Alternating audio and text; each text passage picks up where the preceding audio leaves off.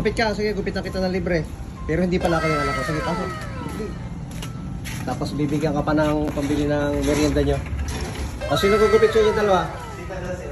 O, sige. Ikaw muna. Dalawang batang nangangalakal ang ating nakita sa labas ng barbershop. Kaya pinapasok ko siya para maggupitan. Siyempre, gugupitan ng aking anak at saka ng aking pamangkin. Medyo marunong naman yung dalawa, saka nandito naman ako para alalayan sila sa kanilang gagawing gupit. Habang ginugupitan ng aking anak at saka ng pamangkin ko itong batang ito ay tinuturuan ko sila ng mga dapat nilang gawin. Ito yung kasama niya, ginugupitan ng aking anak. Tapos nandito naman siya, nangangalakal sila. Puro karton lang ang kinukuha niyo?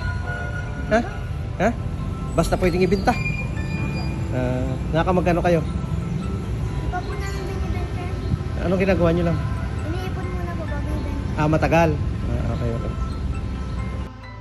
Inaalalayan ko sila kung paano yung gagawin nilang pagugupit dito. Para maging pogi-pogi naman si Totoy. Napakasipag nito. Dahil sabi nga sa akin ang kinikita nila ay itinutulong din nila sa kanilang pamilya habang wala silang pasok sa eskwelahan. Saktong-sakto naman bakasyon ngayon kaya nakakatulong na sila sa mga simpleng pangangalakal at iniipon daw nila yung kanilang mga nakukuhang mga kalakal at kapag marami na sa kanila ibebenta. Inalo ko rin yung kasama niya pero ayaw magpagupit.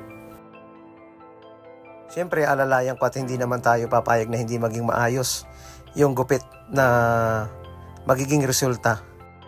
Gusto ko rin maging future barber itong aking anak at saka siyempre yung pamangkin ko dahil gusto naman nila yung kanilang ginagawa.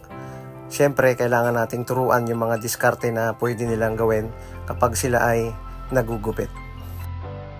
Kaya ating binantayan at tinutukan habang ginagawa nila itong pagugupit na ito.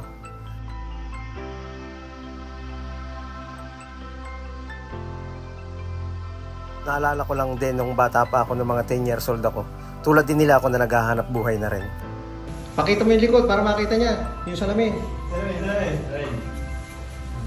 Para makita niya, baka sabihin ko anong ginawa niyo sa buhok niya.